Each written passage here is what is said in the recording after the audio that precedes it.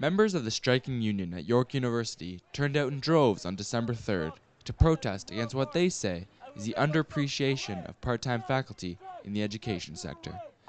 They say that teaching assistants, graduate assistants, and contract faculty do a majority of the teaching work at York, yet receive a minority of the pay. A rally was held at the Ministry of Training, Colleges, and Universities, after which union members and their supporters marched to Queen's Park to continue their demonstration. The union has been on strike for nearly a month, and they showed no signs of fatigue at the rally. CUPE Ontario President Sid Ryan addressed the crowd of more than 300 Local 3903 members and supporters. Ryan encouraged the striking union to become more militant in their attempts to reach a better deal with the university administration. And I want to say to President Shakur of this university, you can go to hell, my friend, if you think you're going to break this strike. The event also drew New Democratic MPP Sherry DeNovo, who was against a private member's bill tabled by Conservative MPP Peter Sherman a day earlier.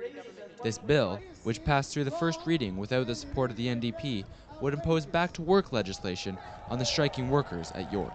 Where only New Democrats stood up in the House yesterday and voted down a shameful Tory bill to legislate you back to work. The union is still on strike over the university's failure to satisfy their demands in a host of areas. This includes job security for contract faculty, as well as assurance from the university that the union's funding will increase at the same rate as their membership. I mean, there's certainly flexibility to a certain point, but then there's going to be a certain point where we just can't be flexible anymore. We need to see our demands met, and we're willing to stay out as long as it takes to get those demands met. The Canadian Federation of Students Ontario chairperson Shelley Melanson was also there to give her full support to the strikers, many of whom are CFS members.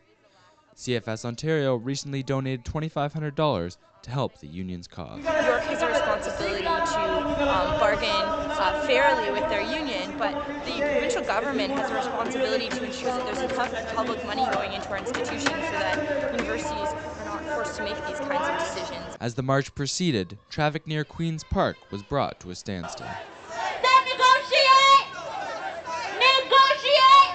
Members of CUPE locals at other universities also made the trek to Queen's Park to show their solidarity.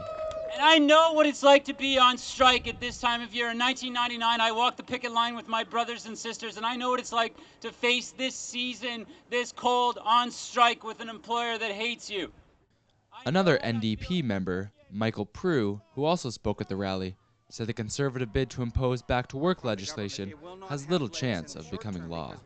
We're only in here till next week, and on Thursday, when this bill is going to be debated next week, is the last day.